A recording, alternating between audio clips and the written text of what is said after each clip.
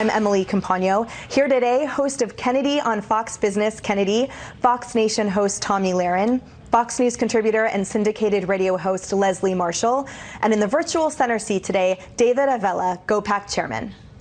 Now, Americans behind these private evacuations tell Fox News that the State Department is the only reason their planes have not left Afghanistan. This is a satellite image here showing planes just sitting on the tarmac, and there is confusion over what exactly is causing the holdup. One of the people involved in the evacuation effort says the U.S. is refusing to confirm if flights have been cleared for takeoff and is banning them from landing in nearby countries. They say, quote, "This is zero place to be negotiating with American lives. Those are our people standing on the tarmac, and all it takes is a phone call. If one life is lost as a result of this, the blood is on the White House's hands." A State Department spokesperson responding with this statement, quote, "We understand the concern that many people are feeling as they try to facilitate further charter and other passage out of Afghanistan. We do not have personnel on the ground. We do not have air assets in the country. We do not control the airspace, whether over Afghanistan or elsewhere in the region. Given these constraints, we also do not have a reliable means to confirm the basic details of charter flights, including who may be organizing them, the number of U.S. citizens and other priority groups on board, the accuracy of the rest of the manifest, and where they plan to land, among many other issues." Meantime, Republican Congressman Michael McCaul claiming passengers on some planes trying to leave Afghanistan are essentially being held hostage by the Taliban. Watch. We have hundreds of American citizens left behind enemy lines in Afghanistan as I speak. We have 6 airplanes at Mazar Sharif Airport, 6 airplanes with American citizens on them as I speak, also with these interpreters, and the Taliban is holding them hostage for demands. Kennedy, this is a tragedy of our own making, it appears. Absolutely right. And, you know, you have a lot of former military who've gone over to the region to help process some of these people and get them out of Afghanistan. And so now they are helpless. They are stranded, and they're doing whatever they can to get out of the country, including using private means and networks of people who are communicating with various veterans groups to vet and get the list of names of people who need to get out of the country. And that's what they're doing. They are working feverishly still, and it's much more perilous for them. But can you imagine being trapped on one of those planes? You can't trust the federal government. You can't trust the White House. And, you know, you're also essentially, and I think Congressman McCaul is right, being held hostage by the Taliban. So you're in between these two behemoth institutions, and it should be the government that has your back. And the people who are facilitating these flights are saying, you know, they want to fly American citizens and visa holders and allies to Qatar. But in Doha, they're saying, well, we can't do that until the State Department gives us clearance because we don't want to upset the U.S. federal government. And apparently the State Department is blocking those flights as well. And David, to Kennedy's point, the hand-wringing now by the State Department is particularly untenable given they share the lion's share of the responsibility for this.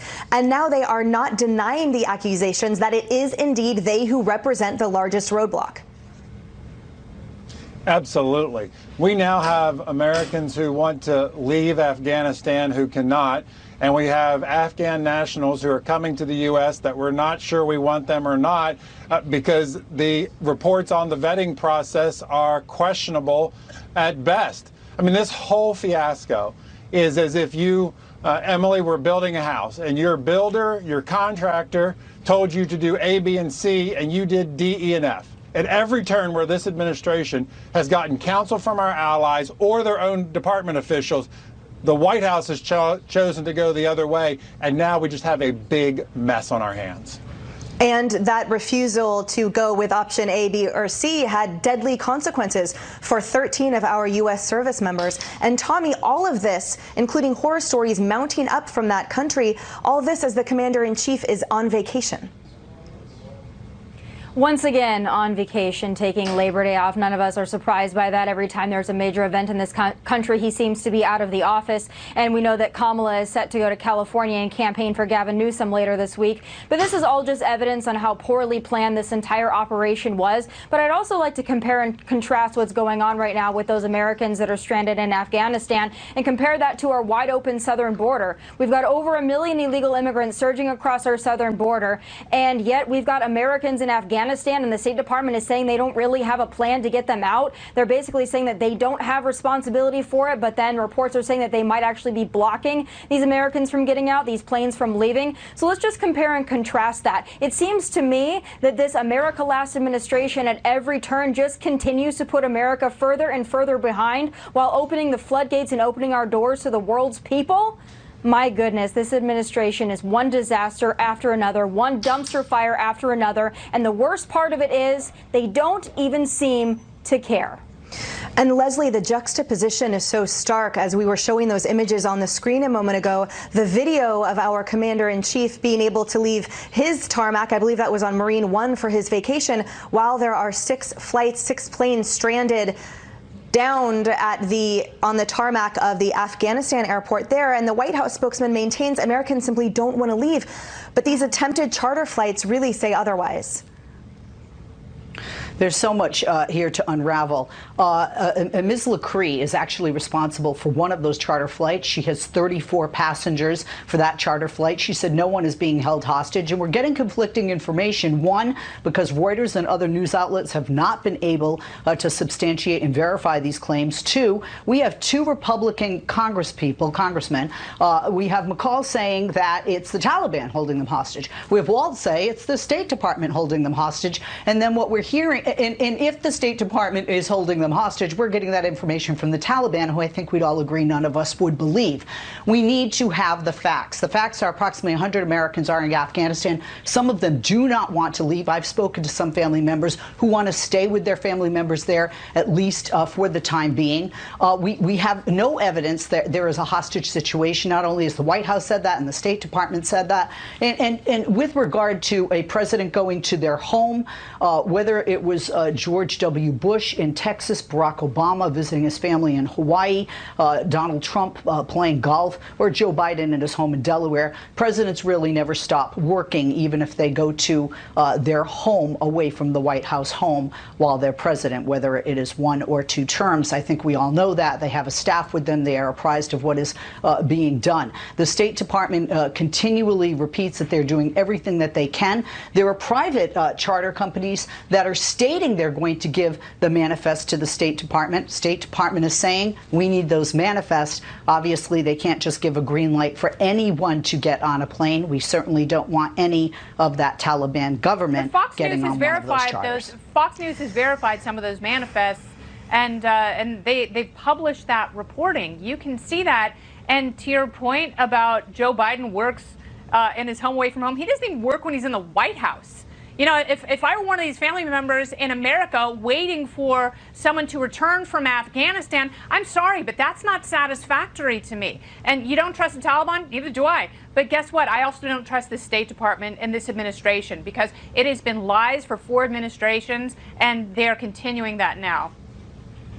And Tommy, part of the rub, as Leslie and Kennedy have just outlined, is that despite the global convention that the Taliban is untrustworthy, the State Department maintains that their reliance on them, that's required to get Americans out safely. So how do we even navigate that moving forward, which with, as Leslie points out, we don't even have information coming out reliably because it's one big opaque mess?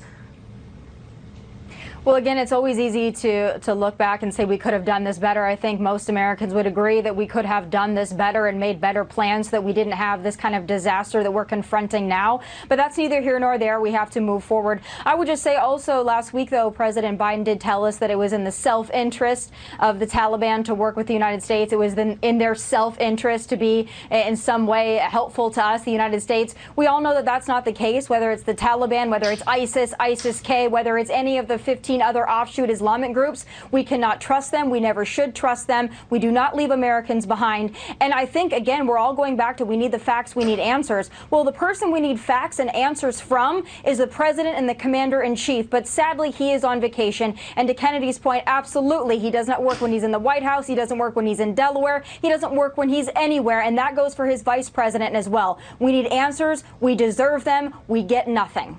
And David, the fate of these Americans are in his hands, are in the State Department's hands. And those Americans include reports of school children, American school children that are still stranded there in that country. Given some of the decisions that President Biden has made, maybe we want him to stay on vacation and let the experts kind of deal with this matter, which has not seemed to have been the case so far. The president making, as we were discussing earlier, every wrong decision to date. But this is why the allies in the Middle East are so important. And this instability that we have now caused will make many of our allies cautious about helping us get Americans out of there and making sure those Afghan nationals who we want to come here are actually able to come here. This, as I said earlier, is a mess of monumental proportions, and President Biden continues to make every wrong decision when he has to make a decision. And I fear the worst is ahead of us, which is even more frightening to consider. All right, just ahead, top military leaders are warning the Taliban takeover in Afghanistan may have opened the door for a new terror threat. And Republicans say our enemies will have plenty of firepower thanks to us. We're going back to pre-9/11 right now, but it's worse. From Afghanistan. I think the short answer to your question is we don't know yet, but the conditions are very likely, in my opinion, that, and I've testified this and I've said it in public, that you could see a resurgence of terrorism coming out of that general region within 12, 24, 36 months. This as U.S. intelligence agencies are reportedly concerned that terror groups could try to exploit the anniversary of 9/11 in their messaging to recruit new followers. Meantime, Republican lawmakers say President Biden's botched withdrawal made our enemies more dangerous. Well, we need to see eyes and ears on the ground to see the threat so that we can respond to the threat and eliminate it. We don't have that capability anymore. And Chris, we're going back to pre-9/11 right now, but it's worse. It's worse because now they're fully armed with our weapons, our helicopters. David, so it's worse than it was pre-9/11. They've got tens of billions of dollars worth of weapons, and the withdrawal in itself has been an entire recruitment video. What are your thoughts here? Kennedy, prior to your career in the music industry, Michael Stanley sang a song called "You Break It, You Bought It." And the Biden administration has bought us instability now by breaking stability in the Middle East. And there are many actors now making their moves. And the question now for the Biden administration is what ally can we convince in the Middle East to allow us to increase our military presence so we can be ready should we have to act in the Middle East? Keep in mind, in 2003, America left Saudi Arabia, pulled out. It was then in 2020 we had to go back when Iran and its compatriots went after the oil fields in Saudi Arabia. To think that the U.S. is now out of the Middle East is naive at best. And whether it be Jordan or Egypt or increasing the Navy presence in the waterways of the Arabian Sea, the U.S. isn't leaving the area. We just have to go about it a different way. And Leslie, I don't trust General Milley's timeline when he says that it could be 12 to 36 months before there's a real terror threat that emerges from Afghanistan. You know, they said that we'd have maybe a year before the Taliban completely took over the country, and look what happened within a number of days. So what is the Biden administration to do now? Because not only do you have terror groups who are primed, ready, and armed, you also have a country, another one, that's on the brink of a civil war. The Taliban has been the head of a terrorist organization. Even though they're still a terrorist organization, Kennedy, they're now the head of a nation. Very different to run a country than to run a terrorist organization. In Afghanistan, they could actually run out of food in weeks. To our last segment, they've had to bring people in from Qatar and other countries for air traffic control because they just don't have the capability. And then speaking about what was left behind, although they're more equipped prior to 9/11, I want to read the list from the military because our greatest military was very smart before they left. 46 Afghan military aircraft were sent to Uzbekistan. 73 aircraft destroyed, 70 MRAP vehicles destroyed, 27 Humvees destroyed, C-130s, they smashed all of the equipment in so it couldn't be used.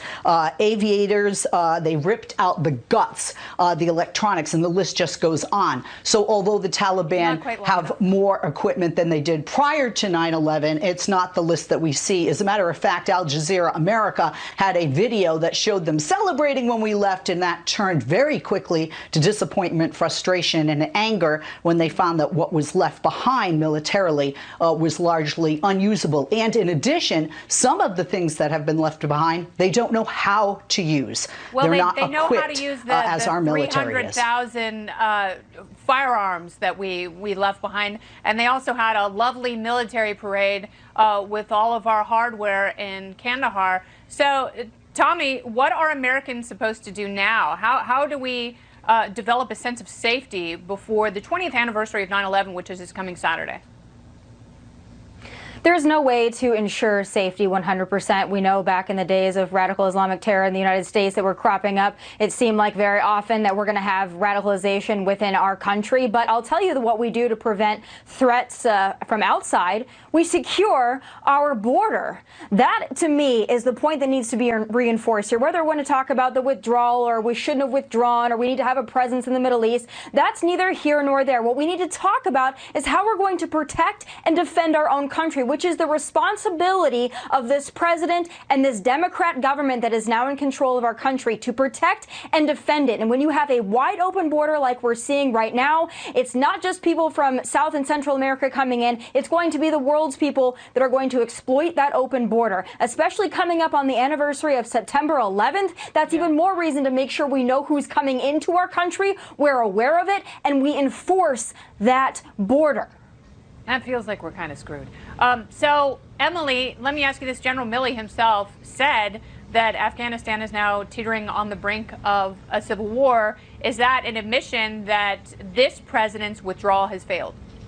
I think it is. I think it's one of many that indicate this president's policy has failed. And a reminder again that there are Americans left in country. So if we are on the brink and develop into a civil war there, then that just makes us all the more horrified for these Americans' safety and for the safety of all of those Afghans that fought alongside of us for years. I have to report as well that I spoke this morning with a retired Secret Service Special Agent, Jeff James, who served on the presidential detail for over 3 administrations, and he said to this topic that his spidey sense is tingling essentially for 3 reasons. And he points out that, number 1, Al-Qaeda has resurrected and produced its first English version of their magazine, Inspire, in 4 years. He said this indicates that they're attempting to recruit people out west. Secondly, the theme that we've already touched on here, which is that the massive, almost $83 billion worth of equipment cache we've left there, that's a considerable funding source for the Taliban there. And thirdly, as he points out, the date September 11th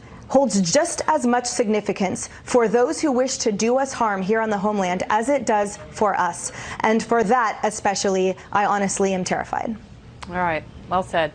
Just ahead, as Black Lives Matter protests erupted outside a New York City police precinct, shocking new gasoline incident. This is not a protester. This is an attempted murderer in my eyes, and for someone in uniform, which carries with it an enhancement of penalty in normal times, because now apparently there will be no charges, no accountability, no deterrent consequences whatsoever, other than the mainstream media to the left calling this person a protester. Let's call it what it is. It's an attempted murder. Well, we know that. And also, what does Black Lives Matter? Why are they continually protesting, rioting, looting, whatever you want to call it? Why are they continually doing this, especially and usually in situations where somebody, and sometimes it happens to be a person of color, ends up either resisting arrest and getting in an altercation, a violent altercation with police officers? You can't protest every time the police arrest or have to use force against someone who deserves to have force used against them. So first of all, let's define that for what it is. Furthermore, it's the felon coddling policies that you mentioned. We've got cashless bail. We've got all these policies in New York as well as California and many other states that are allowing criminals to be emboldened because they know that the consequences are diminished. They also know that a lot of police departments have either been demoralized beyond repair or defunded. But moving forward, Americans need to start getting angry. When you see these, every American should be outraged by this, about this assault, this attack, this war on cops.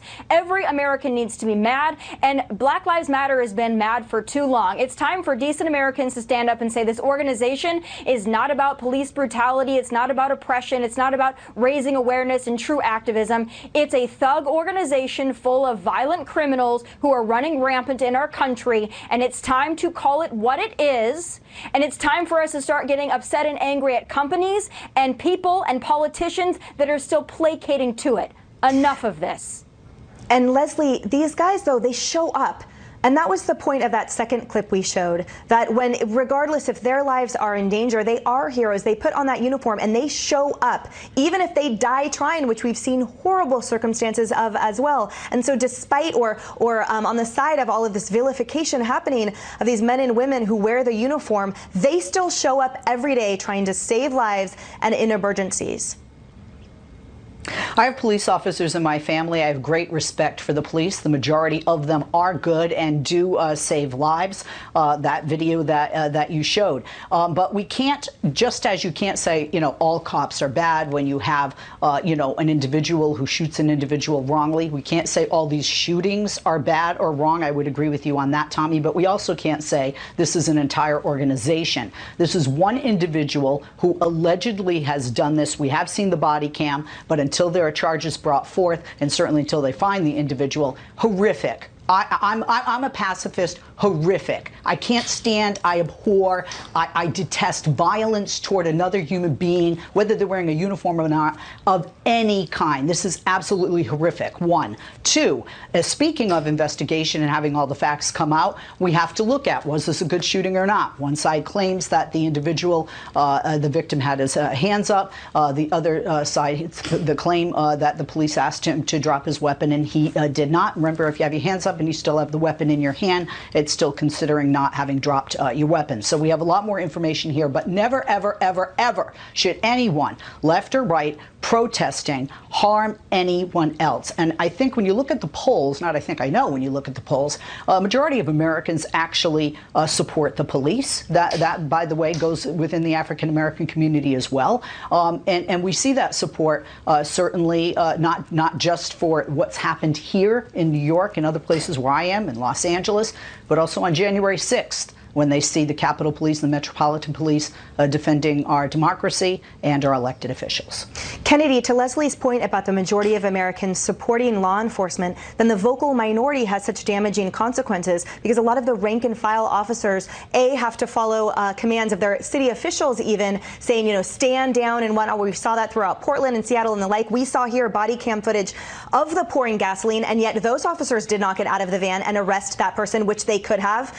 And so I think that a lot of them have lost heart, and frankly, their safety has eroded because of the local officials that have not had their support publicly. Yeah, that's a great point, Emily, because there's a huge disconnect between mayors, like in New York City. The mayor in New York City does not enjoy confidence from the NYPD. He's turned his back on them many times, and vice versa. You also have DAs across the country who aren't willing to charge these people, and it's a really important point.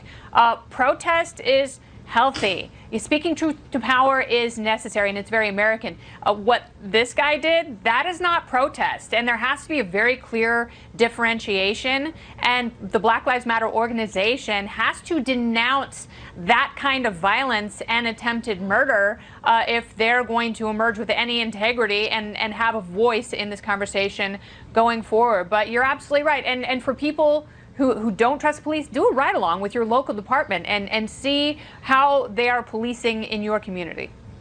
Great idea. All right, coming up, did a major publication get a viral story on COVID, dead COVID? This after the doctor they cited was contradicted by the hospitals he referenced. On Friday, the Liberal magazine published the claims made by Dr. Jason McElligott. He's quoted as saying, "The ERs are so backed up that even gunshot victims were having hard times getting to facilities where they can get definitive care and be treated." Now, the story originated at a local TV station, but was widely shared by media outlets and amplified by reporters, including MSNBC's Rachel Maddow, who shared it with her 10 million plus followers. The hospital put out a statement saying, quote, "Although Dr. Jason McElligott is not an employee of NHS Sequoia, he is affiliated with a medical staffing group that provides coverage for our emergency room." With that said, Dr. McElligott has not worked at our Sallisaw location in over 2 months. NHS Sequoia has not treated any patients due to complications related to taking ivermectin. This includes not treating any patients for ivermectin overdose. David, they got this story all wrong.